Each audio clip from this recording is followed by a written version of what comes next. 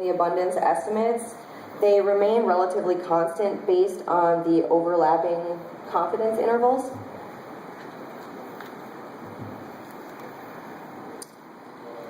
Okay, so what do the results tell us? The survival estimate is relatively high at 0.79, which basically means that an individual in this aggregation has a 79% chance of surviving from 1 year or one season to the next. The detection probability was low and variable. It ranged from the 0.1 in the first year, and in 2009 it was 0.37. And this is why it's necessary to incorporate this value when you are doing studies. And it also highlights the bias that you get from other methods, such as indices. The other parameters, the immigration, emigration, and abundance, remained relatively constant over the course of the study. But this study was fairly short, so I think it's still too early to say whether or not the population or the aggregation is stable.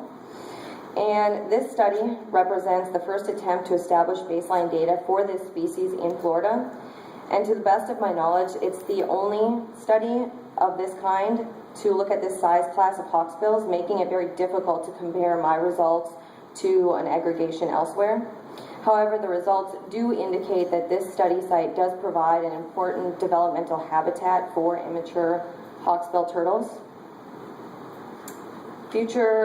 The future research is to establish these parameter estimates, or to continue these on through 2010 to present.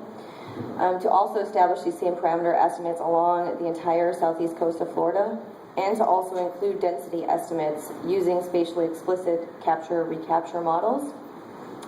I would like to thank the following people, including Larry, for taking me on.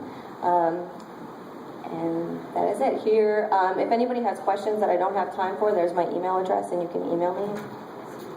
Thank you.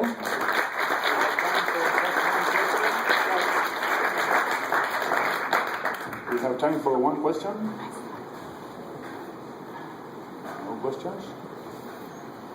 Okay, down you go. Thanks.